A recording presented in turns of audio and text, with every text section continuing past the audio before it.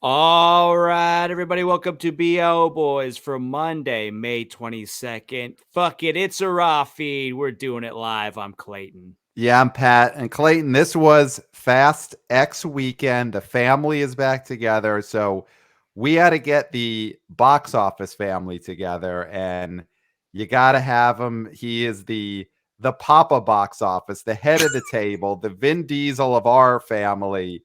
Scott Mendelson is here today. Scott, thank you for joining us on the BO Boys. Oh, you're very welcome. It's always a pleasure to be here. Thank you. And I So, know, Scott, I know oh, this is kind of a sad weekend, seeing as how we're all mourning the passing of Rick Dalton. So I'm Oh, right. hoping that, we can all just push through that and, respect a king the way he should be respected, but also talk about The the man box that office. indirectly saved the counterculture hippie movement without even Abs- knowing it. Absolutely. Although I mean, not to dwell on it, but Scott, would you say he is more of a TV star than he ever was a true box office draw? Uh, yeah. Yeah, he was mostly known for television work, more so Mhm. than movies, sort of a David Caruso of his day, if you will. Right, right. People like to make fun of David Caruso as a guy who struck out as a movie star, but then 2 years later or whatever, he goes on to CSI Miami, which turns out being for a while was like the most watched show in the world. I Hmm. Right. mean, he made a lot of money from that show, He made a probably lot of more than he would money, have made in movies. and And and his Rick Dalton did goofy. okay for himself. I'm sorry. And Rick Dalton did okay for Oh himself yes, as well. yes. Yeah. Um, So Scott, usually this is the point in the show where Clayton gives us a plow of the top five, but since you're here, would you want to give us a plow of what the top five was this weekend? I mean, I feel like our listeners want to hear it straight from the Papa box office. So we're talking just domestic here, obviously. just domestic this Yes. Fast Yeah. weekend, yeah. X was the number one film of the weekend, of course, with $67.5 million in 4,046 screens. Guardians of the Galaxy Volume 3 and Weekend 3 dropped to second place, dropping a solid 48% for a $31.98 million weekend, bringing its 17-day domestic total up to $266.5 million. In third place, the Super Mario Brothers movie, with 9.8 million, dropping just 22%, despite competition from Fast X and despite being on PVOD as of this previous Tuesday. Once again, proving for the 8 billionth time in 3 years, PVOD can coexist without cannibalizing theatrical. That film has made 549 million dollars in North America. It is the second biggest domestic grossing cartoon behind Incredibles 2, and globally it's at 1.47 billion, which puts it behind just the two Frozen films in terms of animated pictures. And no, I do not consider The Lion King to be an animated film because, discourse notwithstanding, you know, you're supposed to believe your eyes, and the way you believe your eyes for any special effects filled picture. Yes, It's supposed preach. to look like a National Geographic documentary. Mm-hmm. Um, I mean, jokes aside, nobody talks about, nobody says that Avatar: The Way of Water is an animated film, even though Yep. obviously a lot of the work in there Yes. is through quote unquote computer animation. Yes. Speaking of heavily CGI'd pictures, Book Club: The Next Chapter was in fourth place with $3 million, dropping a nasty 55%. That is not great for an older skewing and female skewing picture. The idea is those are supposed to have legs because they are less frequent in the marketplace, and those that want to see them see it on their own time. 13.1 million after 2 week or 10 days in theaters, which is about on par with the first film's opening weekend, if I recall. Yeah, Um, they're still not at that. I think it was 13.6 yeah, was the original which book club opening weekend. not a shock. It's one of those people only curious the first time films. Mhm. The whole they're reading 50 Shades of Grey and getting their libido back was a gimmick that obviously is not present in this picture. Mhm. And to a certain extent, the demographic was slightly cannibalized by 80 for Brady earlier this year from Paramount, which had, Yes. I think, a few of the same actresses. Yes, Um, yes. Definitely but Jane anyway, Fonda. yes. Evil Dead Rise in fifth place $2.375 million, minus 36%, 64 million domestic, 141 million worldwide. David Zaslav may be the devil himself, but he was right about theatrical before anyone else was. Yes, So kudos to and him on on that. Evil Dead, we do want to point out our intern, Wannabe intern Christopher, wrote us to let us know that Evil Dead Rise has now outgrossed Shazam at the domestic box office, so it is now And Warner Brothers' worldwide, I highest. think. It may, yes, it is up to I think 140 or so Yeah. million worldwide, Which is a real shame because the discourse notwithstanding, I thought Shazam was fine. B, had that film opened in non-COVID times, I mean, if that film had opened like 2 or 3 years after the first one, without all the crazy ass DC discourse, without all the streaming discourse, I think it would have been something approaching a breakout sequel. Because people liked the first Shazam. It was popular in theaters. It was a solid hit. It was rediscovered in theater, in video and DVD and all that jazz. But things being what they are, it sort of got overshadowed by the discourse. I'll throw this out to you, Scott. And obviously this is fully a hypothetical, Shazam opens in summer 2021, the summer that famously gave us Free Guy as the savior of that year's box office. Shazam opens July 2021. Does it do considerably better than it did 2 months ago? I'll say this, it certainly doesn't do much worse. But yes, I do think it does a little bit better. Now, if I'm wrong, then you can remove all the discourse, all the DC drama, all that stuff, and it's an example of a film where the first film was a 4-quadrant gotta see picture, but the sequel was just taken as a just for kids picture. And that's something that usually is an issue for animated franchises. The Lego Movie 2, the Angry Birds 2, probably Trolls 2, and that gone the route, in a non-COVID time. Right. And, again, we'll never know, unfortunately, but I'll say what I've said 1,000 times in the last 2 years, which is that DC was on a winning streak before COVID. Right. Their strategy of having a disconnected universe was working fine. Yeah. I'd say Book Club is very much like Shazam in that, or Book Club 2 is very much like Shazam 2, in which people got what they wanted out of it the first time and they didn't particularly need it ever again. Yes. Yeah. And, I may have overestimated the first Shazam's breakout potential. Or maybe I'm right. It really was all the DC madness. I don't know. Well, speaking of sequels, Book Club 2, Shazam 2, we just had Fast 10. So this is the 10th movie in the saga. One more. John Wick Chapter 4, 185 million domestic. 430 worldwide, which means it's just above or just under Bad Boys for Life, and will soon be the biggest R-rated movie out of Hollywood since Joker in late 2019. Wow. And all 4 John Wick movies have now crossed $1 billion globally on a combined budget of $245 million. Wow. And what that a is great why you franchise. still make original franchises. Because when it works, holy shit. Yep.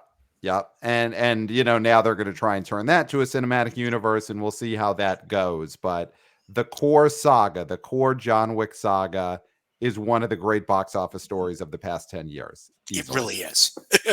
And is in some ways similar to the Fast and Furious franchise in that they seem to get stronger with each one. John Wick 4 may have been its Fast 7. This may have been the peak, or we may be on our way to the peak of John Wick. We will see in the future. But very similar sagas. But we are now at Fast and Furious 10, which is the 11th film in the franchise, the 10th in the core saga, of course, with the Hobbs and Shaw spinoff in there. And it opened, like you said, to $67.5 million domestic. So this is $2.5 million or so less than what Fast 9 made in the COVID-y summer of 2021. One of those first films, along with Black Widow and Cruella, that reopened the box office post-vaccine.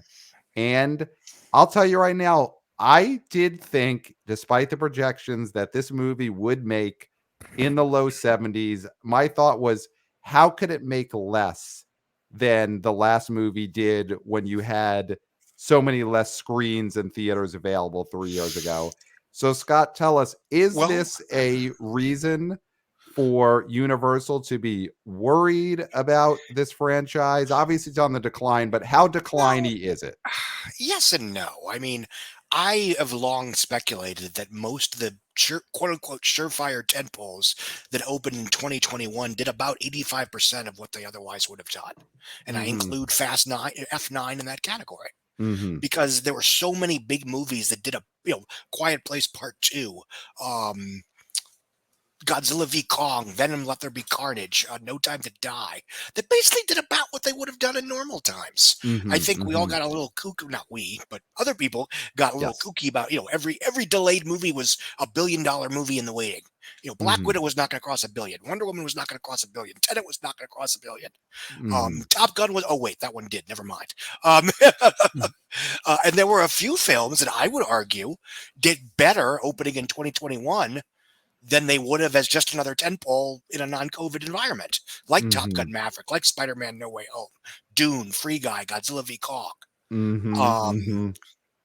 I mean, Spider-Man would have been huge regardless, but I think opening, in July of 2021 in a normal world as just the midsummer, MCU film, it might have to settle for most of the money instead of all the money. Mm-hmm. Um, and that's fine, whatever. I think F9 wasn't a particularly good movie. And it was the first one since Tokyo Drift that had neither Paul Walker nor Dwayne Johnson. Mm. And we can debate and whatever about what they respectively brought to the franchise, but the films that had both of them obviously did a lot better than the ones that did not. Now, Right. is that fair? No, because obviously Paul Walker passed away. But I do think But we F9. can blame Dwayne Johnson. I guess. I mean, let's assume they were both equally culpable in whatever that dust up was in 2017. Okay. I mean, I absolutely blame him for the crap he tried to pull with DC Films. I'm Mhm. less cranky about this just because he was brought on as a supporting player. He wanted a spinoff, he got a spinoff. And I Mhm. think, if he didn't want to come back, whatever. And the film did about 319 worldwide. Which means if it has the same legs as Fate of the Furious, which also had an all-at-once global opening, F9 opened very slowly over that summer 2021. Mhm. Fate of the Furious made $1.236 billion, including 391 in China. I'll get to that in a second. From a then record $541 million global opening. If this film has similar legs, then it gets to around $730 million, which would be fine if the film cost, $200 million or even Mhm. $250. But unfortunately, the film cost around $340. Some of that's because of COVID upcharges. Some of that may be because of a last minute director swap. I don't know how the math behind that kind of thing works. I mean, if they Mhm. if the director leaves and they have a new director on set in a week, how much extra will it really cost them? I don't know. Right, right. You have to And fly him there and get him yeah, a new yeah. hotel room, but that's minimal. Um, but the other thing is, if I think a lot of the money goes to the above the line cast because Right. this franchise has a terrible habit of not killing their villains, bringing them back as good guys, and resurrecting dead characters. Right. Mhm. And Right. that to me is something I don't like about the franchise from an artistic point of view, just Mhm. because I think that's a problem with modern character centric franchise making these days. You can't kill anybody off because boo hoo, the fans will be sad. But Right, right. it's now become a commercial Achilles heel too, because you have to Right. pay for all these people. Right, right. It is, and Clayton and I haven't seen this film yet. We currently are planning to see it this Friday. But when you look at this cast, it is crazy that you need it. And we love John Cena, but did you really need to have John Cena in this movie? There's no room for anyone to really add to the marketing. Like, I'm sure they're glad John Cena is putting it on his Instagram, but it's so diffused, all of the promotional elements. And listen, We're not here. We're far from ever going to join in the whatever this weird anti-Brie Larson online stuff is. But what is the point of even putting Brie Larson in this movie if she's not really going to be a star? Like, do you need Helen Mirren in this movie? Do you need Charlize is in this, and I know she's in the other ones, but it's almost like a Brooklyn Nets situation where you have too many superstars that it becomes an actual like minus instead of a plus. And if you've seen I assume you've seen F9, right? Yes. I mean, there's a moment in the climax where it seems like she's been killed, but then it turns out to be a fake out. It's like, or she could have like stayed dead. That would have been fine. Right. But I still think Sam Jackson should have stayed dead in The Winter Soldier. But that's how old fashioned I am. Right. Brie Larson, who is generally a very good actress, is not well served in this picture at all, by the way. You've seen most of her cool stuff in the brief moments in the trailer. Yeah, it's ironically John Cena is actually a lot of fun in this because he gets to be John Cena as opposed to very stoic, reserved villain man. Yes. Again, and Jason Statham has played Deckard Shaw maybe 5 or 6 times, has never ever played him the same more than once. Yeah. It's almost incredible how inconsistent his characterization is from movie to movie. Yeah, he's doing some kind of performance art piece at this point in this franchise. But yeah, I mean, it's the cast is crowded. A lot of them are underserved, especially the newbies. And I think there's a case to be made of just, letting the villains either stay dead or stay in jail. So when you compared the trajectory here to, if it legs out the way 8 and 9 did, this is where it'll end up. I mean, based on having seen it and based on the buzz around this one in particular, my thought would be I would be surprised if it legs out as well as any of the movies up to this point. I mean, I don't think this is a situation yet where it's quote unquote out of the woods box office wise, because there is to me, and you tell us, there is a world in which this could really nosedive in the next few weeks. Yes. I mean, I will say, I think it's a better film than any of them since Furious 7. By default, mind you, but nonetheless. China overall seems to like it more than the last one. And while 80 million over 5 days is pretty good for, the current status of Hollywood movies in China, it's obviously far less than even F9 did 2 years ago, which opened to 134 over 3 days in 2021. That one started nosediving on opening night because it was mythology centric, too focused on world building, filled with retcons that nobody gave a damn about. The same crap that Hollywood people, we complain about. China doesn't like that either. And we know that because a few months before F9 came out, Detective Chinatown 2 broke the opening weekend record for any territory by making $399 million in 3 days in China. But then it only ended up with $700 million in China. And I saw the film. I think the second one's better, but I enjoyed this one. But a lot of the second act is very continuity heavy, retconny, you're a part of a bigger world, blah, blah, blah, sequel setup nonsense. And I think China reacted to that the same way we did to something like The Mummy. So around the world, they were making the same mistakes we are. The reception of that film in China had nothing to do with John Cena talking about Taiwan. Yes. The film was already declining well before that. Well, and there was a level of, there was always the joke, when are they going to go to space? And then they went to space. And that is one of those things that is great for online fanboy talk. But then when you listen to that and do it, it's ridiculous. And it's a jump the shark sort of situation. Now, I want to run this past you because me and Pat, obviously, we talked about this, Pat, at the water cooler at the HQ, about how Fast and the Furious used to be the series that the thinking man, the hip person would say, these are the good action movies. These are the fun, dumb action movies that we can all enjoy, right? And that peaked at F7, right? So I think it started bubbling. F9 obviously had its peak. And then F8, we were still kind of like, oh, we're still riding those fumes and riding the fun that was F7. And then 9 really did a number on this franchise to make people think, oh, no, it's just dumb and it's lost its way. I mean, and I think those people have poured it onto now the Mission Impossible movies have taken over. That's something Pat said, that they've taken over that slot. Like those are the thinking man's hip action movies. Yes. Furious 7 and for what it's worth, and all due respect, I think we can all agree that Furious 7 would not have been as successful globally, especially domestically, had Paul Walker not died in the middle of the production. That film, that event lent the film a certain gravitas and pathos and emotional oomph that it otherwise would not have had. In fact, James, I think before that happened, the idea was to be a more lean, grounded 1970s style picture after the, pomp and circumstance of the 6th film, which was the closest thing they came to quote unquote a superhero movie. Right.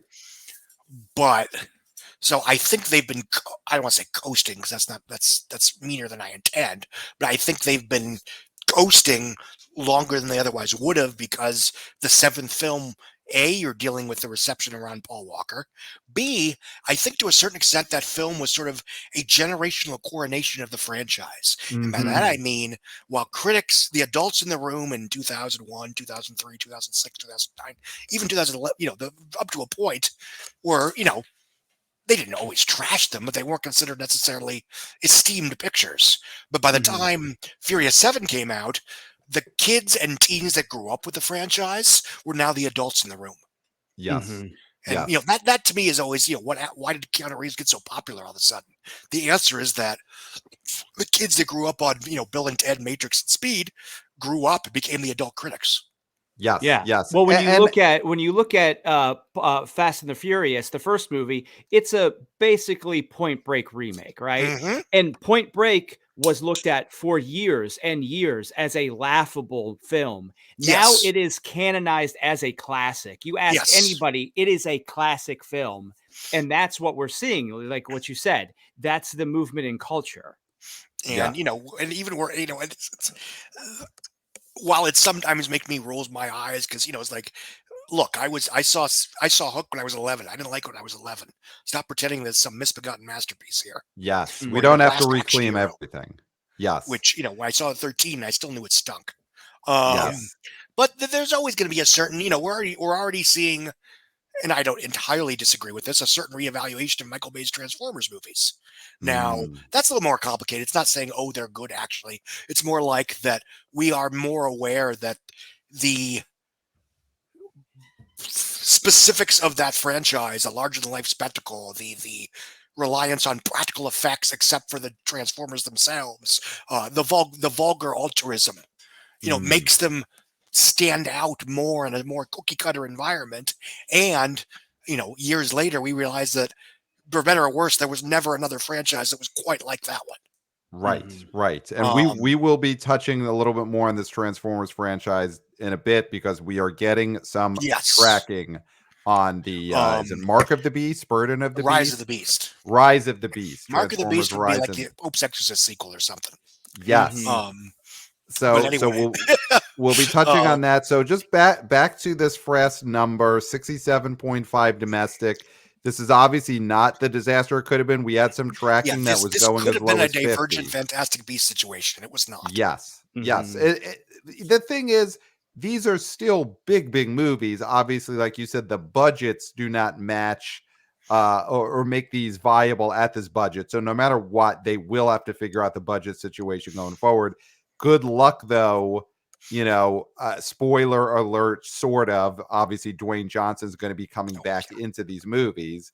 So good luck getting your budget under control, bringing him back into the movie, unless he's getting just a purely profit sharing deal. So that's something for them to figure out. But Vin Diesel on one of the red carpets in the last week or so dropped the line that this was not the second to last movie. This is the first of a final trilogy, meaning there's supposedly 2 more movies based on this opening weekend worldwide Scott, do you really think I it is think viable he's for going to be around Universal? 60 years old by the time such a movie would come out. And we can't all be Tom Cruise or Keanu Reeves. I think he was just talking to talk on the red carpet. Maybe he's optimistic, but it's not like, again, it annoys me when stuff like that is talked about in interviews and whatever, and people that should know better take it as objective fact. Right. Okay. Great. Yeah. And again, They've that's got to no, bring this you to know, a close. it's, but yeah, and there's no law saying that they can't try like hell to get the budget under 250 next time out. Right. Right. And allegedly, this next one will be the finale. So theoretically, you're going to get some kind of finale bump. Yep. Although, again, I don't know if that's something that even happens all that much anymore, except for something like Avengers, where everyone's really been following along the whole time, like Harry Potter. Right. Yeah. I don't think, it's for example, Saw 10 or Saw 7 got a minor bump from Saw 6, but it's not like people that gave up at Saw 4 were going to come back for the final chapter. Right. I think though nobody nobody believes that it's going to end, though. I think also nothing ever ends, so it's also never going to end, and I think we all learned that. Yeah. I would disagree with that a little bit. Sorry to cut out. I would disagree a little bit with that, Clayton, where, listen, they will end up making more Fast and Furious movies down the line, but I definitely think you could sell a quote unquote final Fast and Furious movie as a big deal, in the sense that this will be the last one for a long time. I do think you could sell a finale to the series. I do not think you could sell the next movie as being the movie before the finale. I do think there is a good chance that movie fully bombs. The next movie has to be the sold as a finale sequel. And that's why I'm not concerned about, on the fate of the franchise, because this is the end. They're winding down. Yeah. Oh no, it's okay. Well, they're done. So good. They quit almost just in time. Yeah. And as long as they don't try to wring another one out of this when there's clearly a declining interest, then they'll be fine. Right. There was a world in which say Illumination presents Fast and Furious and make $1 billion again. Oh, if they mix the family with the minions, then you've got a full 10 more movies on your hands. Bring in the Mamma Mia crew. They all have to go to Greece to save the day or something. Yes. Get Meryl back, Dwayne's back, then you've got yourself a $1 billion baby. I will say this, as crowded as the movie is, Jason Momoa is wonderful in this picture. He is genuinely entertaining. He is exactly what the franchise needs in terms of a campy, over-the-top villain. And he is entertainment value unto himself, which is important for somebody that maybe is a little tired of his franchise tropes. Interesting. Yeah, but I mean, then he's probably going to end up on the roof having a barbecue with him by the end of the next one. That is a wonderful question. We're going to see the same problem, no doubt. Because they're going to want to bring him back. They're going to want to bring him back in some capacity, and they're probably going to do a Cena with him. That's what they always do. The people who murder people, which they end up not being dead anyway, because there's no stakes in these movies, they end up just being invited to the barbecue. And I guess maybe that's a message about humanity. We can all change. We are all capable of evil, but also capable of good. Or it's just like, people like this actor, let's bring him into the family. And you'll notice in F9 that they never showed John Cena directly causing any deaths. And that was very intentional. So just before we leave this, since we're on Momoa, do you think that this movie gives him a bump? Because as a movie star, he's very much one of those actors who is the one character. I mean, unless I'm missing something, I can't think of him being a lead in a big hit that is not a Aquaman movie. Does this movie do anything for his movie star career, or is it? I think it does, in the sense that, hey, if we put this guy in this already existing project, it's going to give us some ingredients that weren't otherwise there. So he's not box office Viagra like The Rock, but he's box office flour, maybe. Yeah, so, it's like it's an added value element. Yes, he's box Especially office. Especially if you let Momoa be, you let him be himself, and it's there's some talk online in a non-malicious way about whether or not the villain was one of those, oh, they're queer coding the bad guys again. It's like, you're not wrong, but that character comes off so much of like not dissimilar to Moma's off-screen persona anyway, that it's like, it's clearly he's like doing a version of himself, except he kills people. Great. So it's very theatrical, very, Yes. We had a guest recently compared him to the Gary Oldman in The Professional villain. Yeah. Someone who would walk through a doorway filled with beads and sort of like skip through that. Yes. So good for Jason Momoa. And yeah, I think we're all in agreement. This number is fine as long as they're not trying to wring 2 more movies out of this, because that could be disastrous. So and a positive note, Pat, sorry, we Yes. got to do the demos real fast, because that's where this shines, this franchise, in its diversity, right? Because we've got 29% Latino Hispanic, 22% Black, 19% Asian and other, and 29% Caucasian.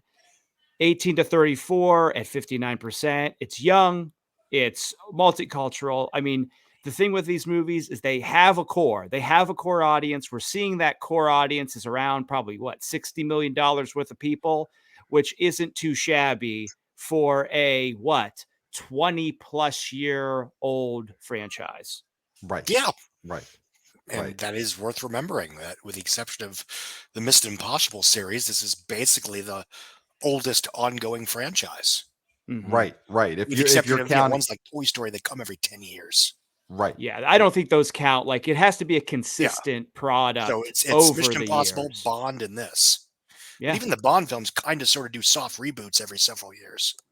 Well, and speaking of that, because I know we want to get to more important things, but you mentioned that, and me and Pat have had this conversation too off mic about, with the success of the Mario Brothers movie, what was your what would be your thought of if they did a Bond reboot and they just adapted the GoldenEye N64 game as an actual film? I mean, listen, I know you're scoffing at it now, but very popular game. And that's a new direction for that franchise to go. First person shooter Bond, you never even have to recast him, because we never see him. Because the game you're is Bond. Bond is you. I mean, it's a pretty faithful adaptation of the movie. And as far as first person shooter, they tried they had a scene like that in Die Another Day, and nobody wants a whole movie of that. Yeah, I mean, Hardcore Henry hasn't changed. Hasn't changed movies the way I predicted it would when it came out. I was very on board that Hardcore Henry was the future, and that has not panned out yet. It is not panned out, no. Not panned out yet. So, looking real quick at the movie that came in second this weekend, Guardian of the Galaxy Volume 3, in its third weekend, another very good hold, only dropped 48%. It's now at 266 million domestic. So, want to get your take, Scott, on where you were coming out of the sort of quote unquote underperforming opening weekend it had, but now that it's had these 2 holds, especially the fantastic under 50% second week drop, which is just amazing, not just for a superhero movie, but any movie that finishes number 1 that high. What is this? Does this mean anything to you on this state of quote unquote superhero fatigue, Marvel fatigue? Or is this simply a referendum on people like this movie? For the record, when people talk about superhero fatigue, they should only be talking about Marvel and DC, because comic book superhero properties outside of Marvel and DC have not been bankable for at least a decade. I mean, Bloodshot, Hellboy, et cetera, et cetera. I mean, the last genuinely successful superhero movie that wasn't DC or Marvel was probably Chronicle, and a couple months before the Avengers in 2012. And with that being said, I mean, I think the opening was smaller than it might have otherwise been, because people felt a little burned by Thor: Love and Thunder, and especially Ant-Man and the Wasp: Quantumania, which was terrible, all due respect. So there was a little bit of, I don't need to see it right this second. Also, it's not a film that people felt the need to race out and see because they were worried about spoilers, because it is a standalone picture. And I assume you've all seen it, so the big spoiler is that it just tells a good story. Right. And so the fact that it's holding as well as it did is just part of that is people didn't race out to see it right away. And that the word of mouth is very good. The reviews are good. The word of mouth is good. These Marvel can still be execution dependent. In fact, they Yes. may be more execution dependent as the novelty wears off. Right. So a Right. 3-star Marvel might not be enough to do 4-star box office anymore. Right. Right. Especially in China, but also Right. everywhere else. And I mean, the fact that Guardians has done well means that if you build it, they will come. Which means if you make a good one, they will still show up. And Thor: Love and Thunder was a hit. It's worth remembering. That film was pretty leggy in the summer of 2022. It legged out to 343-ish on a 143 opening weekend. A total that domestically that Guardians might not hit, despite Right. being right now very leggy. Right. Right. But as far as quote unquote superhero fatigue, I mean, it's been 15 years. The novelty is wearing off. And I do worry about the next batch of films, partially because damn them for waiting so damn long. But the hook for a lot of these upcoming films is, they're more inclusive than the previous ones. The Marvels, Captain America: New World Order, et cetera, et cetera. And they waited so long to do that. It's almost like they intentionally, I'm not going to say they actually did, but it feels like they intentionally waited until the idea of a big budget Marvel superhero movie was no longer in itself an event to start making ones that weren't just starring white guys named Chris. Right. The fad is over, and now here is Eternals. It's almost a Glass Cliff situation. Right. Right. Where they hire a black female CEO right as the company's about to go under, so they can put the blame all on her. Right. In fact, you could argue the entire industry is about that now. We're getting desperate reboots of Transformers and Scream and The Little Mermaid, but we have to, we can't be too mean to them because they have inclusive casting now. So just on Guardians again, here's something I want to throw out. I know he's an actor who and Mario doesn't change this, is very much tied to being the lead in movies that kind of seem like they should be giant hits anyway. And I'm talking about Chris Pratt. But this Guardians this great Guardians hold right on the heels of this incredible Super Mario Brothers run. Is Chris Pratt a bigger on his own movie star than we have given him credit for? Yes, because I mean, here's why I think that. I think that Dungeons and Dragons starring Chris Pratt makes it to 300 worldwide. Wow. Whether or not it's better for the movie, that's an open conversation. Whether or not he's your favorite Chris, I mean, Chris Walken's my favorite Chris, but whatever. The worst Chris is Christopher Columbus for changing all of Mark's songs in the second act of Rent. I still never forgiven him for that. That's true. They never put him in those Battle of the Chris's BuzzFeed articles, but that's so true. He is the worst Chris. Yeah. No, I joke. I mean, the first two Harry Potter films were actually quite good.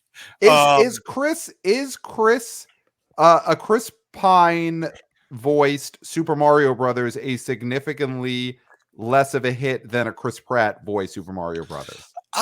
Significant is a strong word because it's not like the film bombs, but people who otherwise don't pay attention to this stuff, my son knows who Chris Pratt is. And to the extent that he cares when you're 11 years old, he likes Chris Pratt. Now, he's a huge fan of the Jurassic franchise. He enjoyed Super Mario Brothers. He likes the Guardians films. He couldn't pick Chris Pine out of a lineup. Even though he's seen Wonder Woman, he's seen Dungeons and Dragons, which he enjoyed. He's seen some of these pictures. Same thing with, I mean, he might know who Chris Hemsworth is, but it's not like he cares. It's not like he's going to go, "Ooh, I can't wait for Extraction 2. Yep. I'm looking forward to Extraction 2, but I digress. So no, I do think he is a huge added value element. Yes, to films that probably would have been successful anyway, but they are more successful because of his genuine butts and seats appeal.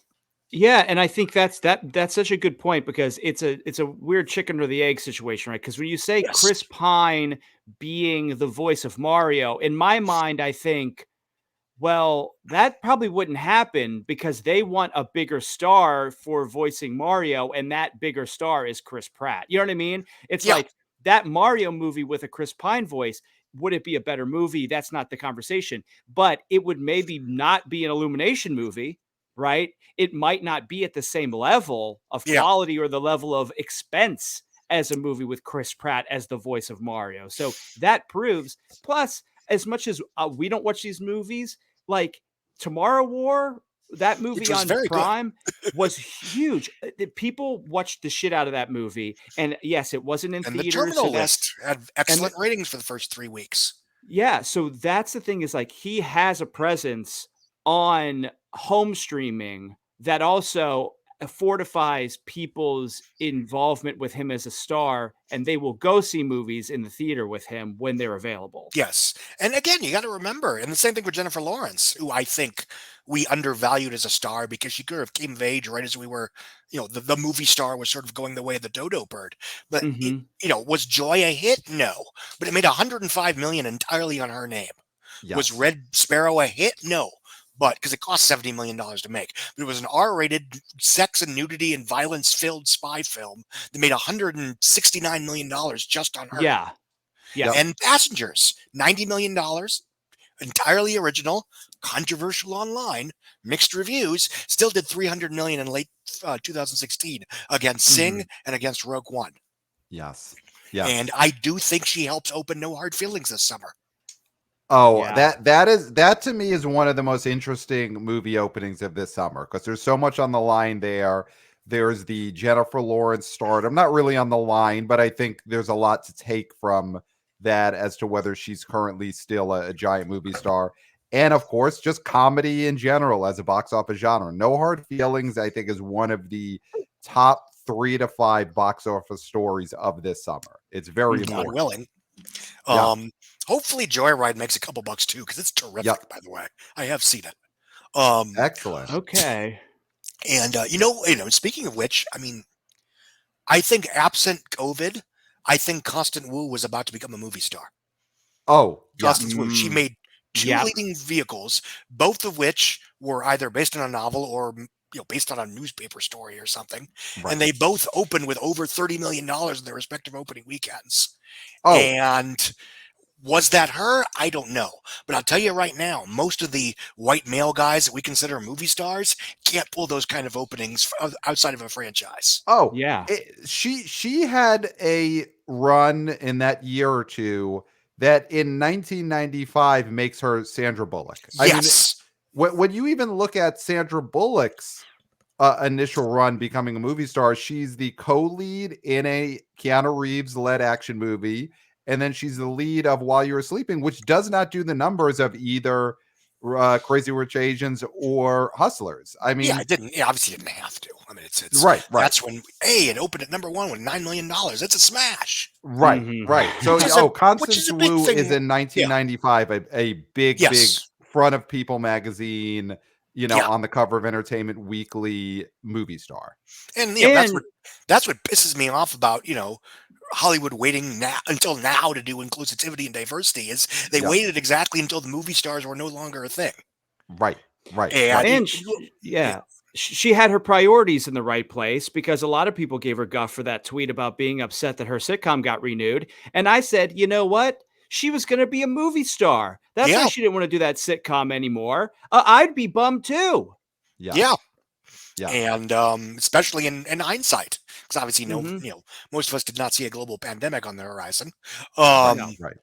But so I mean, it's that's what pisses me off about the discourse, whether it's it's about these properties that are being revived, recycled, and re-upped, almost using inclusivity as a shield or a justification. But in some cases, I think it's hanging out these actors out to dry. Yes. Well, speaking about the discourse, let's look ahead to a couple of movies coming out in the next month or so that have some current discourse going. Let's start with Indiana Jones 5, Indiana Jones and the Dial of Destiny. The discourse is coming out of the Cannes Film Festival where it's screened. The embargo was lifted, so there are full-on reviews. The Rotten Tomato score, last I checked, was I think 42% or so.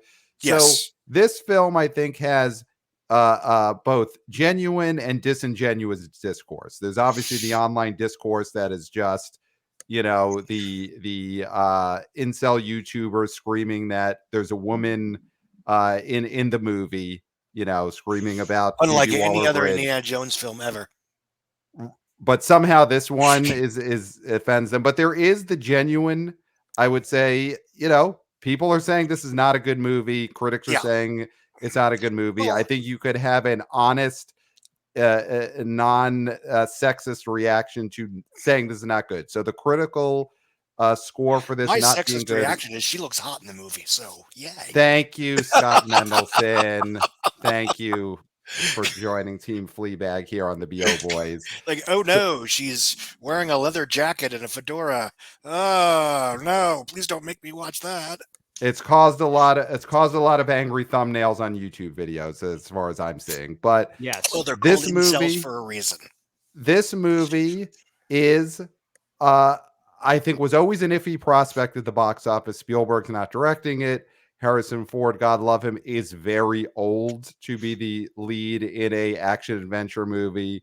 And with the reviews being bad, I feel like this was always a movie that did need to have good reviews and good buzz coming into opening weekend. Scott, where are you now on the box office chances of Indiana Jones 5 with this buzz? They're in deep shit. Wow. And look, the first trailer looked terrible. I was shocked. The second Mhm. trailer looked better. You know, the one set to, I think, Sympathy for the Devil, if I'm not mistaken. Mhm. Yeah. But for them to show the film 6 weeks early, give or take, and have in a festival setting where you know you're going to get your standing ovation, and you're going to people that are primed and pumped to see it, and people that are old enough to think, you know, it's my indie, it's my franchise, and it still gets mixed negative reviews. That's bad. Mhm. Right. I don't know. I mean, maybe they just didn't know what they didn't have. Yeah. What do you think? What do you think the thinking was? Because this is Universal, right? Indiana No, Jones. it's Disney. Oh, Disney, of course. I'm sorry, Disney. Yeah. So, what do you think the thinking was? Did Disney misread the quality of this movie? Because I would again, have I to feel. assume so. Because if they knew, they could have premiered The Little Mermaid at Cannes, which Mhm. I'm not big on it, but it's, you know, it's basically exactly what you're expecting. Right. Right. And the review for embargo drops for that tomorrow, and I've seen enough discourse to think it's going to be meh. Right. You know, It'll be in the 70s on yeah, Rotten maybe. Tomato. Yeah. But or you know, obviously they're already debuting Elemental at the end of the week, so they could have, you know, that one I think they assume is good because it's Pixar. Right. But yeah, this is a shockingly, you know, not since X-Men Apocalypse has a major studio premiered a huge movie way in advance of the opening weekend and let embargo drop way early, which made everyone think, well, this is going to be really great. And it Mhm. turned out to not be great at all. Right. So And I could now, see this as a Bob Chapek mistake, but how does this happen under Bob Iger? Like how does he allow this to old happen? I boss, mean, same as has the he new boss, lost same his as the old fastball? boss. I Yeah, mean, I he don't think lost they're his that fastball. different. He's just, I think he at least puts out a forward-facing image of being more talent-friendly and more interested in, you know, trusting the guts of, you know, the gut reactions of artists versus data. And I think Mhm. he's better at PR and public relations and all that Mm. jazz. You know, I Mhm. don't think everything that Chapek did was automatically evil, and I don't think everything that Iger does is automatically good. At the end of the day, he was there when Rise of Skywalker came out. Mhm. Mm. And I think a lot of the anti-theatrical stuff that Bob Chapek got dinged for doing, correctly so. I don't know that Iger wouldn't have done that differently if he had been in the, you know, there when, you know, the world shut down and Wall Street was saying streaming, streaming, streaming, nothing else matters but streaming. Mhm. I'd like to think he would have realized the long-term peril of turning Pixar into a direct-to-streaming brand, but I don't know that for sure. Mhm. And I think, you know, it's a you know, being generous and I don't think there's any conspiracy. I think they just made a blunder. Mm-hmm. But as Yeah, far as making the movie, I mean, when you lose Steven Spielberg, you lose George Lucas. It's no longer special. It's just Disney on Jones is another piece of Disney IP. It's Right. basically the Mummy, the Curse of the Tomb Emperor, or whatever. Yeah, Of the Dragon Emperor, where Brendan Fraser is there, but otherwise everyone else is gone. Right. And the last Indiana Jones movie, a movie which at that point people were talking about, is Harrison Ford too old to be in this movie? That came out 15 years ago. Yeah. Back when movies on the scale and size of Indiana Jones, The Kingdom of the Crystal Skull, were still unique and still an automatic event. Yes. They weren't, yes. Every 2 weeks in theaters, you get a $150 to $250 million tentpole. Yes. Yes. Also, and again, I have not seen the film, so I'm going to tread carefully here. But as suggested in the previews, frankly, and some of the comments that James Mangold has offered, a director who I generally use films I quite like, but the whole they're trying to sell sort of a pop culture amnesia thing, where like this film was about Indiana Jones coming to terms with his mortality and realizing that he kind of wasted his life and getting his priorities together, and he's back after all these years. It's like, I saw that movie 15 years ago. Right. It wasn't great, but I saw that movie 15 years ago. Right. And I'm curious, when I see the film, and I'll see it when I see it, whatever, is it going to be a case of, basically the same story and the same arc as Kingdom of the Crystal Skull, just hoping that we all forgot about that. Right. And Indiana Jones, doing that type of movie with Indiana Jones, him dealing with his mortality and the question of what his life was worth.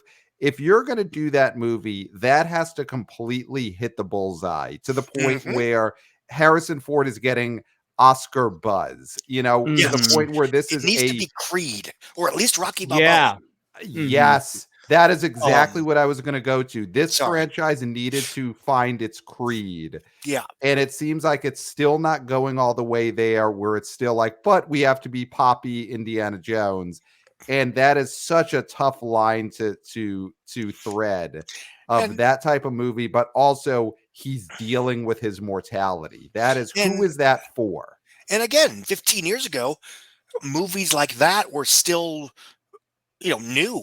I think I would argue one of the first legacy sequels of that kind was Live Free and Die Hard the previous summer, where John McClane, 20 years after Die Hard, or whatever the math is, was an analog hero in a digital world.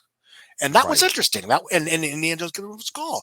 That was interesting to see Indiana Jones comparatively brought low, as his friend tells him in a heartbreaking line that it seems you've reached the age when life stops giving you things and starts taking them away. Right. And that was 15 years ago. That was 15 years ago. It is. He is so old now. I mean, listen, we both, earlier in this conversation, Scott, you and I, we both love Phoebe Waller-Bridge, and I think she will be great in. I'm going to see this movie because she's in it, but I don't know if her star power is going to do that for many other people. You mean the 1 to 2 million people maybe that have seen every episode of Fleabag? Exactly. So I think saying all online, but I think saying star power is kind of laughable in this. Well, again, that's not your fault. That's the media at large. Well, we're convinced that Noah Centineo is a movie star because people thirst tweet about him after they watch a Netflix rom-com. Yeah. Right. So when I first tweet about the girls, I have to go to jail. It's not fair. It's not fair. It's not fair, Scott. But I mean, my thought, and again, this movie hasn't come out yet. I think we're all starting to feel like it's going to underperform. I am surprised that they didn't try and get a Emma Stone, Jennifer Lawrence, like true female movie star in that part, rather than going for and again, she's great, but going for the underground cool, person sensation. Made the classic mistake of mistaking film Twitter for the real world, and they thought they had that kind of name in Waller-Bridge. Right. Again, that's nothing to do with her. She's funny, talented, fantastic. etc. But you were talking about how Constance Wu suffered because of the pandemic and momentum loss. Phoebe Waller-Bridge also suffered because she had won. I mean, everybody suffered, but I'm talking career-wise. she had all that momentum from those Emmys. She swept those Emmys. She was a known name. They were announcing all these things, Mr. and Mrs. Smith with what's his face, Donald Glover. Though, with to be Donald fair, she Glover. dropped out yeah. of that, didn't she? She did. Yeah. She really dropped out of that like maybe a year or so ago. But she had momentum, and then boom, ground to a halt. And if this movie would have come out with no pandemic, she would be more of a known quantity. But all of her momentum was completely stopped because of it. Well, I think she still has plenty of catch as a writer. yes, I think Because she is a good actress who is attractive on screen, there'll still be value to like you get this person with genuine screen presence who's a kick-ass writer too. So why not bring her on board? Right. So just looking at coming out of the buzz on this Indiana Jones movie, all of the possible, all of the flaws inherently it has, which is that he's very old to be in this kind of part, and the fact that the nostalgia for this is, I don't think there in the way it was 15 years ago, because No, the generations because have aged out. They of played it. that card already. Right. You can only do that so many times. Crystal Skull in 2008 opened to $100 million. I think we're all on board. There's no way this movie on over 5 days. Did Wow. 317 domestic and 785 worldwide, which, to be fair, was a lot more than Iron Man that year. Wow. So I think we all agree there's no way it's getting anywhere near those numbers, and that probably wasn't a realistic thought even a month ago. Unless everyone at Cannes just had, was in a grouchy mood, and Disney schedules a bunch of screenings in the next month to get those numbers up. Right. Which that's the question: is do you do that and hope to God that the next batch of critics like it more? Right. Or do you let even more people see it and that quote almighty tomato meter score or whatever doesn't go up, or worse, it goes down? Yeah. I mean, I think you show it to friendly ringers. I think that's what they're going to try and do, is they're going to be like, these are critics that love our stuff, and they are going to raise this up. But it's not going to reach the point. It can't at this point with a start at in the 40s. It's not going to be able to get to the 80s or the 90s. No. Their hope is that they can get it to 65, 70. That would be the hope. Well, it's not going to be Creed. I think the thing is, no matter what the Rotten Tomatoes score is, this is not going to be a great movie where the buzz is propelling it. Yeah, it's not going to be, obviously, Top Gun Maverick is the obvious comparison, exactly. Which, again, this was never going to do 1.5, but whatever. Right. It's not that kind of movie, blah, blah, blah. What is Scott, the worst case scenario for this, do you think, opening weekend? I'm going to throw out a movie that was, of course, a hit a few years ago, but on a different scale, which is an Indiana Jones-esque movie, Uncharted. Tom Holland, Mark Wahlberg, February 2022, opened to $44 million. Does that feel like I think yes and no. Okay. In that my comparison was, frankly, Solo, a Star Wars story. Wow. With a little more overseas interest, because that film just nobody overseas gave a damn. That was the issue. But so yeah, Uncharted did about 410, I think, worldwide, give or take. Solo did 394. One of those films cost 120, the other one cost 275. Right. And as you know, Indy cost around 300 million. To be fair, COVID upcharges, blah blah blah. So yeah, I think there is a world where this film ends up below 500 million worldwide because it's not good, and because of that, only the diehards care. Right. And Solo, looking just domestically, Solo was definitely considered a big disappointment, but that opened to $84 million in May of 2018. 105 in its 4-day opening weekend, and it did 216 domestic. And had it played like a normal blockbuster where, 35, 65, it would have done around $600 million, and it wouldn't have been a smash, but they would have, would have been okay, we dodged a bullet. Right. And overseas audiences didn't care because they didn't care. They didn't. Well, and Star Wars we've seen more and more, is way less popular worldwide than we think it is based on how much it's a sensation. It's still a 50-50 franchise, even before COVID. So this Indiana Jones movie, I mean, I think based on this buzz again, it doing solo numbers domestically starts to feel like a reach. Yeah, I agree with you. Wow. So Which maybe they not a shouldn't have made the movie. not a great sign for Disney. And staying on that track, Scott, let's talk the next Pixar film, Elemental. There is word on the street that the tracking for this movie is as low as 28 to 38 or 40 million dollars. First of all, does that seem credible to you? And if so, a 28 to 40 million dollar opening weekend, to me that feels like that is an off the charts disaster for Pixar. Yes. Now, again, I like this website. I conversed with the people that run this website, so this is not considered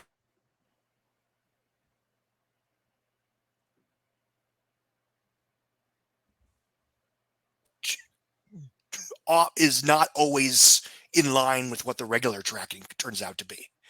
And the reason I bring that up is because a few weeks ago we were all like, oh my God, Rise of the Beast is going to do terrible because it's tracking at like $40 million. Now the official tracking 3 weeks out is closer to 70 million.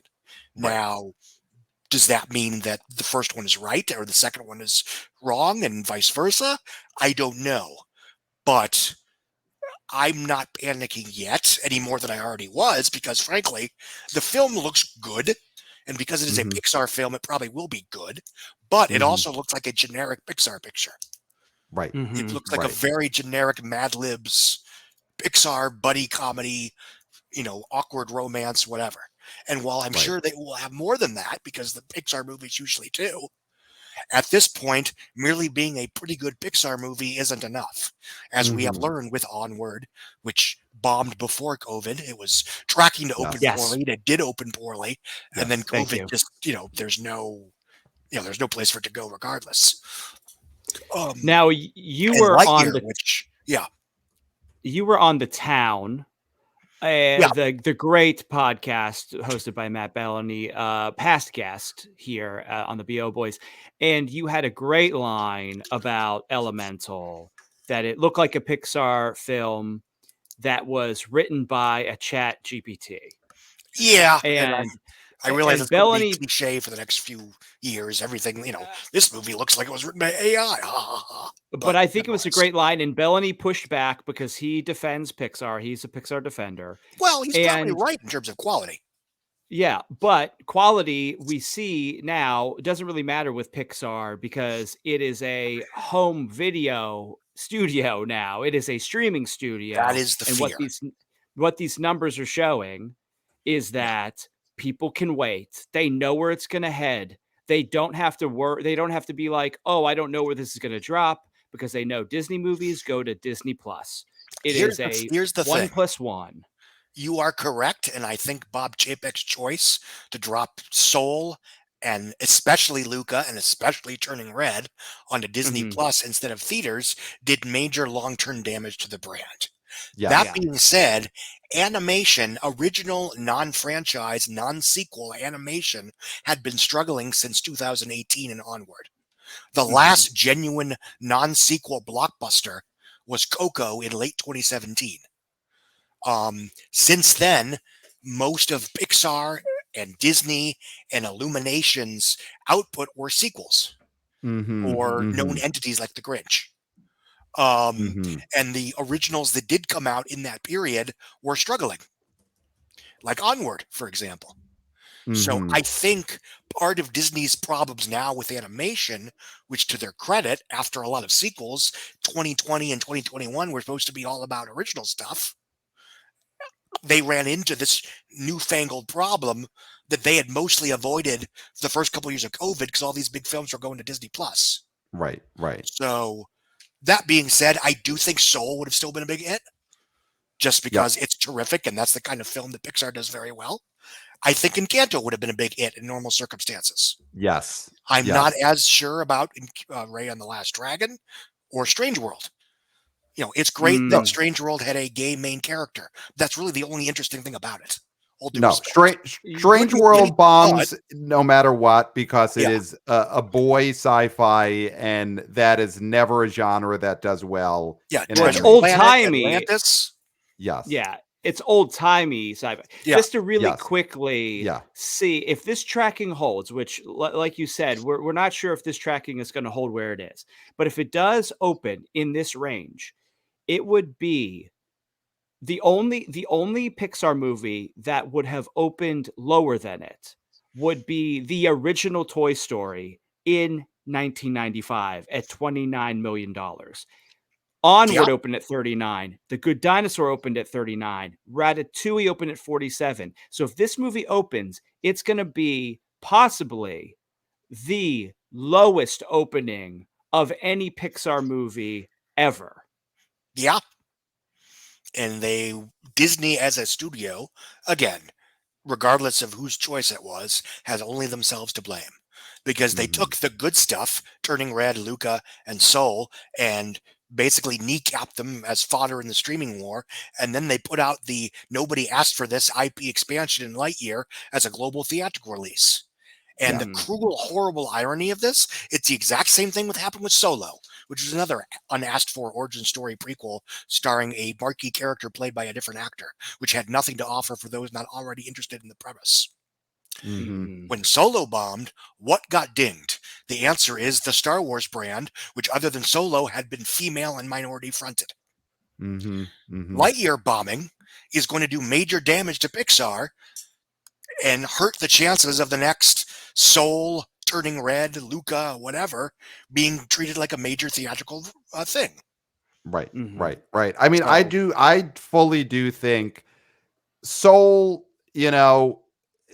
if them putting that on Disney Plus, it's fine because that was 2020 and you want to get something on there. They're launching the service, but I think every one of their decisions post Soul was a major mistake. Luca, Turning Red, those movies absolutely should have been full theatrical only releases. I mean, Turning Red came out in 2022. 2022. They have turned Pixar, like you said, Clayton, into a direct-to-video brand. And in terms of just parents' minds, that is how they see Disney animation in a way that parents do not think of Universal cartoons, Universal properties and Peacock in that way. Parents don't know what Peacock is. They don't have Peacock. They're not thinking, oh, I'll wait for the Minions to go to Peacock. No one thinks that. But parents have fully been trained to think a Disney movie will be on Disney Plus soon. And I don't think they're going to be able to unlearn that behavior for a long time. Yeah, because it happened multiple times. It happened multiple times in a row, not just once, not just twice, but like 3 times. And 3 times is not a charm in this situation. There's no excuse, because as soon as they saw what happened with Raya and the Last Dragon, which was early 2021, where the film bombed in theaters, it bombed on DVD, it bombed on VOD, it bombed as a Premier Access Disney Plus title, as far as we know. But once it was free on Disney Plus, then everybody watched the shit out of it. Right. So it's like, oh shit, we are conditioning our consumers to treat these $200 million pictures as something that you should pay nothing to watch. Right. We need to stop that immediately. Right. But they didn't. Right. And not to relitigate, but they did the same thing with Enchanted 2, Hocus Pocus 2. These are all movies that even if they were not as good as the original, they should have been theatrical only, if nothing else, to teach these parents that these movies will be on theaters only for a while. You cannot wait. And instead, they have just beat that lesson into the parents. Disney products are not meant for theaters. So they have Guardians of the Galaxy, they have Marvel, but it's oddly a possible rough time for Disney this next month, because if Indiana Jones and Elementals both underperform or bomb, I think we'll touch on it real quickly. Little Mermaid comes out next weekend. We'll do our full weekend preview next weekend. I don't think there's any chance that this bombs. This is going to do, sub Beauty and the Beast, I guess, but in that ballpark. It's going to be gigantic. Yeah, I mean, it's, and again, there's this huge discourse online, like, people saying it's going to do $1 billion and saying, people saying it's not going to do $1 billion is somehow the same thing as saying it's going to flop, which is Right. ridiculous. It's I don't not think it's going to do $1 billion because I don't Right. think it has the, the bright and colorful romantic spectacle that Aladdin had, and it sure as shit doesn't have Will Smith as the genie as Itch. Right. The comparison would be Will Smith and Melissa McCarthy in this Who is movie. barely in the movie, and she's fine, but she's basically Right. playing Ursula. She's basically, I'm not gonna say that it's a perfectly fine performance, but it's nothing remarkable. Well, I don't feel the, I don't feel the presence and the promotion of Melissa McCarthy the way you did with Will Smith and Aladdin. Will Smith was fully marketed as the star of that movie ahead of time. They're not doing that with Melissa McCarthy here. Yeah, and I mean, it's she's never been as, I mean, obviously Will Smith was the biggest star in the world for about 10 years. Right. But right. So yeah, I mean, it's again, that is a special ingredient that, all due respect to Mena Mossad, who was wrongfully chased off of Twitter for suggesting this, he was right. Just because Little Mermaid will probably open with numbers on par with Aladdin does not mean it's going to end up with numbers on par with Aladdin. That's a different conversation.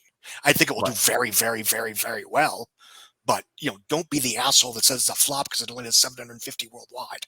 Exactly. It's a different, and it's a different worldwide box office world than it was even 4 years ago when Aladdin came out. $1 billion is no longer the barometer of hit frankly, or not. It never should have been.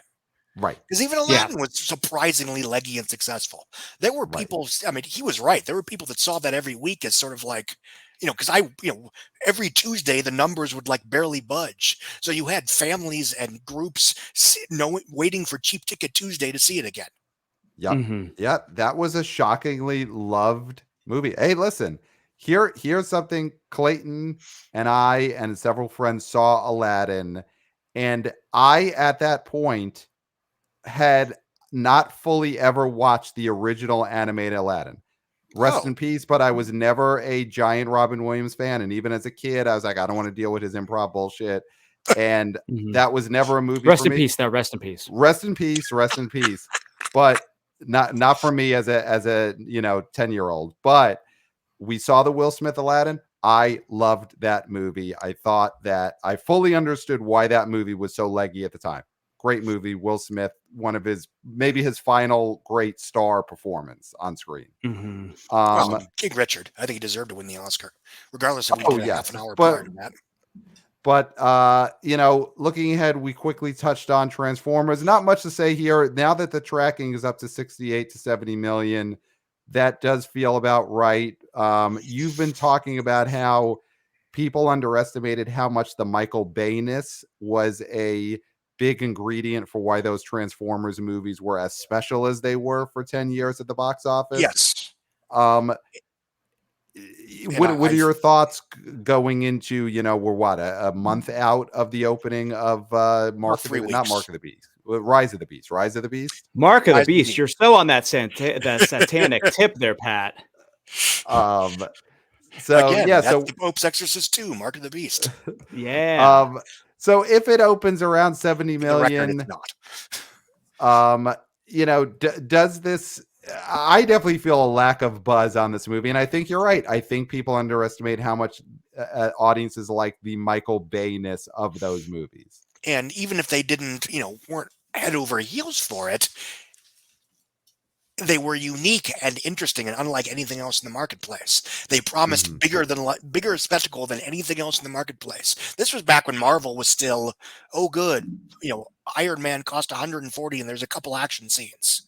It really wasn't until Guardians, maybe, where you saw a Marvel movie that was also like the biggest movie of the summer in terms of scale and scope and spectacle, except for maybe Transformers: Rise of Extinction or Age of Extinction. And that film made $1 billion that year. I'm gonna put this out here real quick. Beast Wars is a cartoon that has a strong following amongst people younger than ourselves. Yes. I think that's an element that we are undervaluing because that was not our Transformers. Our Transformers were not animals. They were trucks. They were cars. They were jets. They were a cassette tape player, right? This movie could do better than we expect because of Beast Wars. You are absolutely right. And if I end up being wrong, that will be why. Because the appeal of Beast Wars, the movie, will be appealing to even people that don't care about Transformers in the abstract anymore. And the reason I'm not as high on that notion as I was maybe 6 months ago is because from what I gather, the trailers, they're just another generic Transformers movie, but the animals are in it this time. Yeah, there.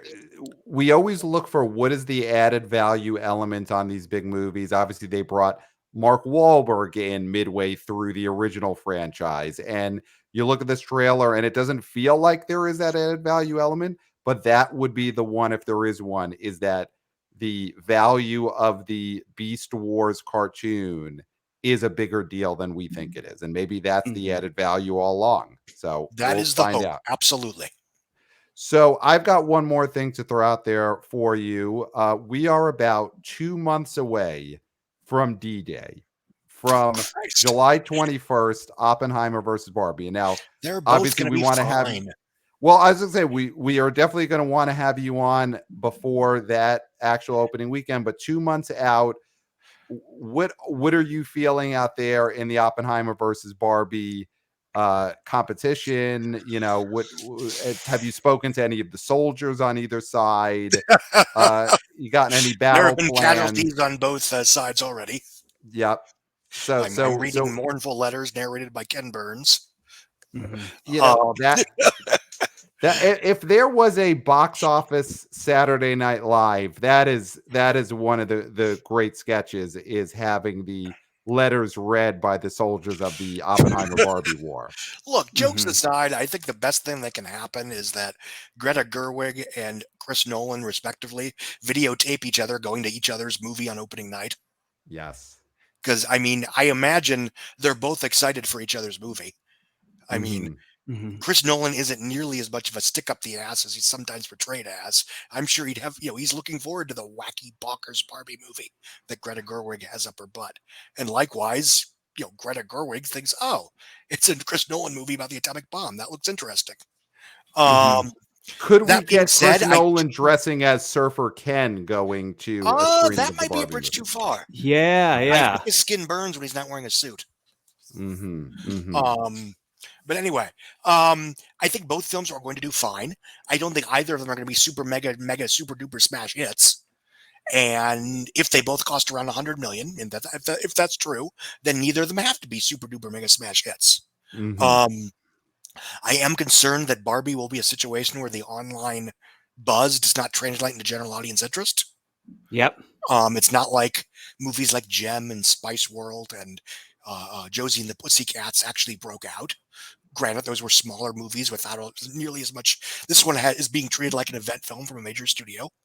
The one optimistic comparison I would throw out is Scooby-Doo, which opened with like $55 million in June of 2002 and legged out to about 150 domestic. I don't know what it did worldwide offhand, but it was very successful.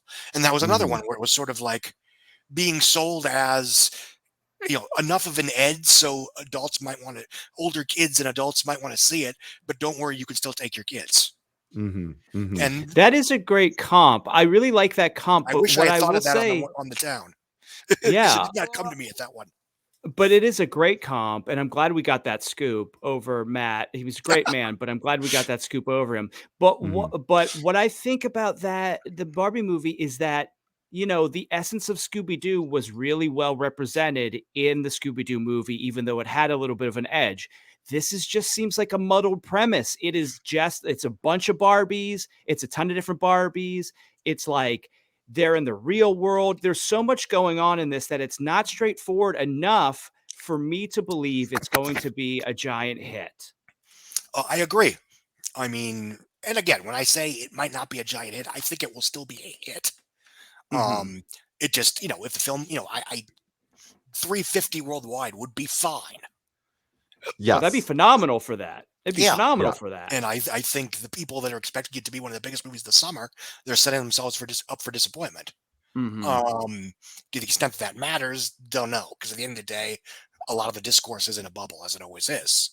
Yeah. But yeah, I do think it is Warner Brothers' most important movie of the year, just because they need to show that they can do something other than superhero hits. Now, if the Meg does as well as I think the Meg is going to do, then that may be a different conversation. But I digress. Very exciting. So many people we talk to are very excited about the Meg 2, It looks and freaking great. that I love to see. That could be, a Scott Mendelson special, a breakout sequel. Yeah. That And would even be if it's very not, exciting. I mean, my theory, I mean, it stars Wu Jing, who is one of the biggest movie stars in China. I Mhm. mean, his film, he did The Wandering Earth 1, Wandering Earth 2, which made 700 million and then 600 million. Made The Battle of Lang Ching Chin and The Battle of Lang Ching Chin 2, which did 912 and then 620. And he did Wolf Warrior 2, which made 854 million just in China in 2017. And Mhm. that's just the ones I can name on the top of my head. Now, he may not be, Leonardo DiCaprio level asses and seats, but maybe he's like Chris Pratt in that he is a big added value element for films that audiences already want to see. Mhm. Mhm. And and that's what I would argue he's bringing to this. But so the question is, does it do 150 million in China, which is what the last one did back in 2018, that most of the other films in contention this year don't get? Mhm. Or, ha ha ha, because it is a Chinese co-production, does it play like a Chinese movie in China and do like Mhm. anywhere from 300 to 700 million just in China? I Right. love Now that that's theory nuts. so I'm aware that's much. hyperbole, but it could happen. I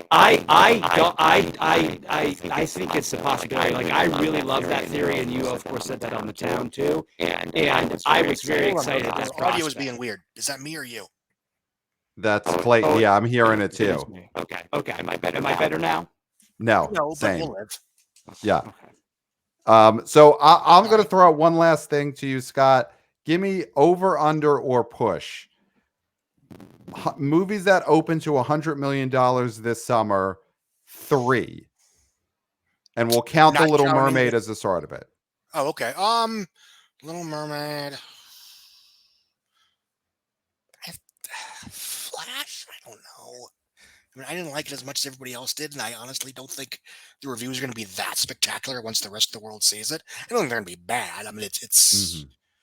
But I also think as a movie, it's frankly not that good, and I don't think regular people are going to care that it's a subpar Flash movie, but oh, Michael Keaton's back. Mhm. Mhm. Say what you will about Spider-Man No Way Home, but A, it was a pretty decent Spider-Man movie, and B, you had 3 Spider-Men interacting with each other, which is very different than this Flash that you barely know and this Batman from 30 years ago that was now one of 6 people that have played Batman. So, It would be yeah, like I mean, it'd be like a Kingsman sequel where Timothy Dalton shows up. right, right. So it basically is, it seems like 3 would be the ceiling because it's Flash, Dead Reckoning, Little Mermaid. I mean, I know we just talked about the expectation of Barbie being so high. Oh God, it's not gonna do 100 opening weekend. So I mean, what else? Well, There's really spectacular. nothing else I could think of now that It's a Transformers, the weaker summer Pixar than it looked on movie. paper. Yeah, it does. And Indiana Jones, 2 months ago, I think we're all looking at Indy could do it. Maybe a Pixar movie can do it. As soon as I saw that first Maybe a trailer, I was like, "Yeah, this ain't gonna happen," because it so was such a yeah. bad trailer.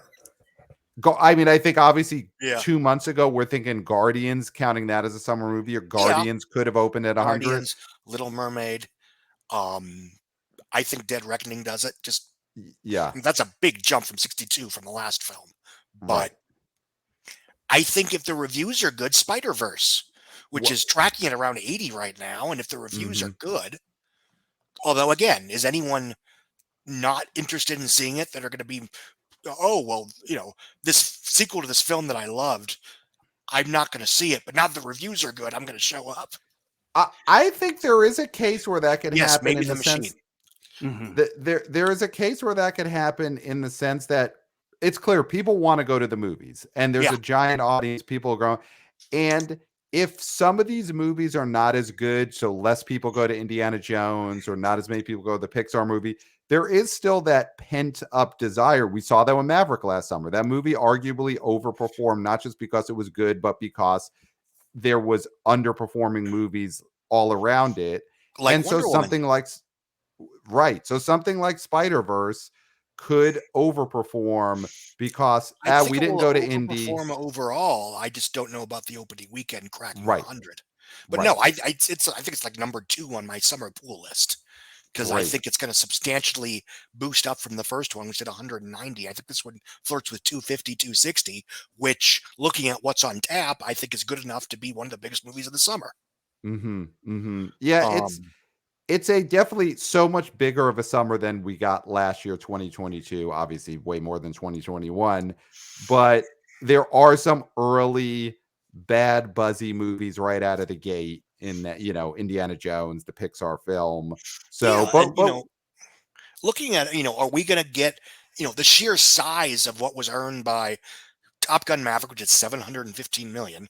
mhm, Jurassic World Dominion, which did 375. Minions: yep, The Rise of Gru, which did 375.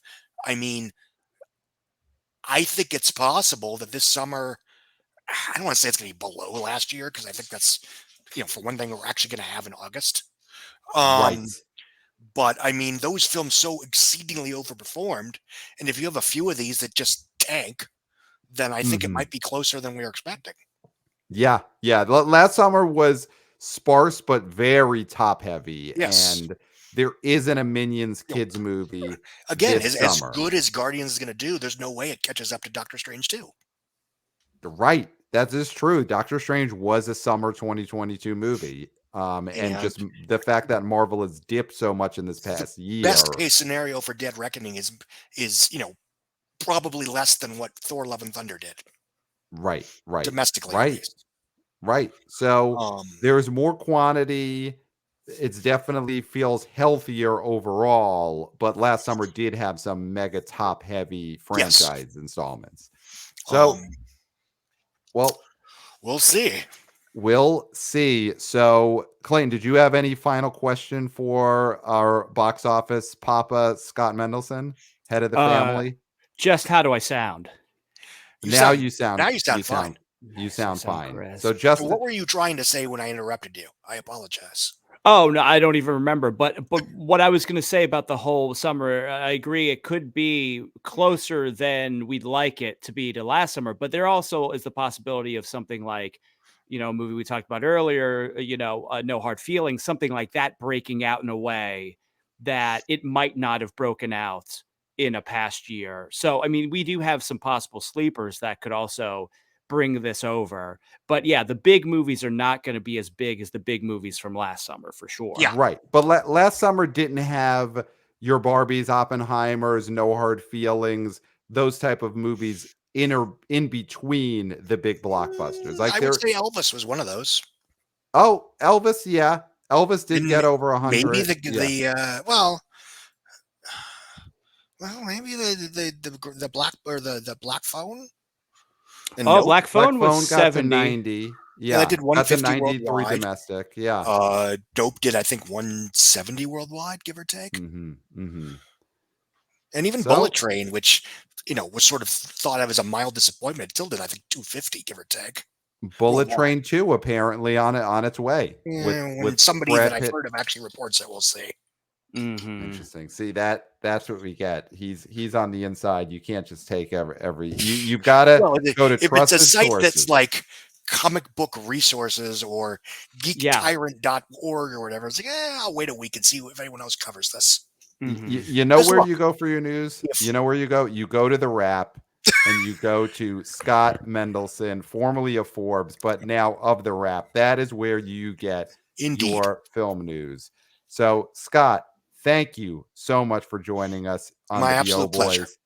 So, of course, everyone, write to us, send us your emails, theboboyspodcast@gmail.com. Follow us on Twitter at theboboyspod. Subscribe, like, and subscribe on YouTube. Right there, smash that like button, smash that subscribe button. We are YouTubers. Thank you for being on YouTube with us, Scott Mendelson. And thank you for wannabe intern Christopher. Of course, handles our social media, all of the video clips, and give us 5 stars on all the podcast platforms, but especially Apple. That's the only one that matters. Clayton, I think that's it. I think we've done it. We've done it, Pat, and I don't think there's anything left to say. No, nothing. Well, except for until next time. We'll smell you at the box office.